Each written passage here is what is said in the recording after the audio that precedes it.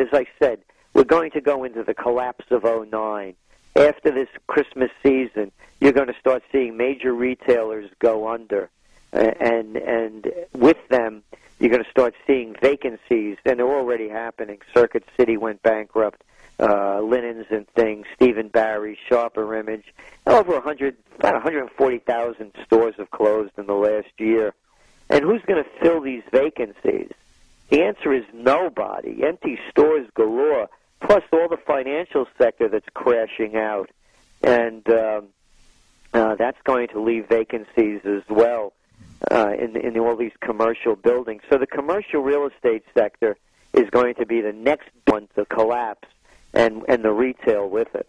Well, now that you're going to see all of these bankruptcies come about in the retail sector, that's going to leave gaps to be filled with by small retailers. So as Starbucks closes stores, as they have been, their expansion was less about consumer demand than predatory competition. In other words, what they would do is go into an area, buy out the leases surrounding the coffee shops that were mom and pop operations, and then go in and drive them out of business. So it was more a predatory practice than a consumer demand. So there's still going to be demand for people drinking high-end coffees, just not at Starbucks. Well, there's that old saying in America, Yankee frugality. Mm-hmm. Use it up, wear it out, make it do without. Yeah. Go back to what they did during the Great Depression. People were survivalists, self-sufficient. Rip up those lawns that are growing grass that you can't eat or smoke, and plant something in there that you could use. Vegetable gardens, arbors, trees. Make it productive. And that's what you're going to see more of, as they do in Europe and other countries that are more advanced in civilization than growing these green carpets that are chemically treated and useless, as I mentioned. Mm. And also the other thing is really don't spend a dime that you don't need to buy junk. Anything you buy quality. The people, by the way, I say this mantra everywhere where I go around the world, particularly the manufacturers and service sector. Don't let your quality down. Build the best you could do. Do the best you can do. Quality is what's going to count in the greatest depression. People will buy less, but less is more. They're going to buy better.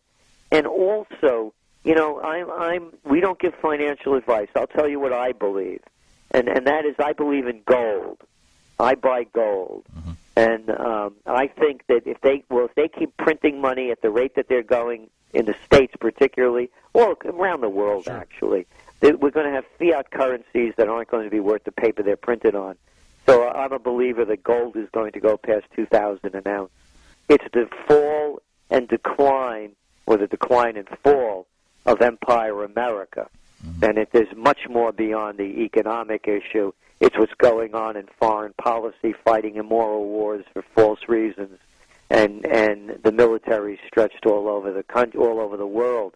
So this country's going down. At one time, you look at OECD data, and the United States ranked first in education, first in quality of life, first in health care. We don't even win, place, or show in most of those fields anymore.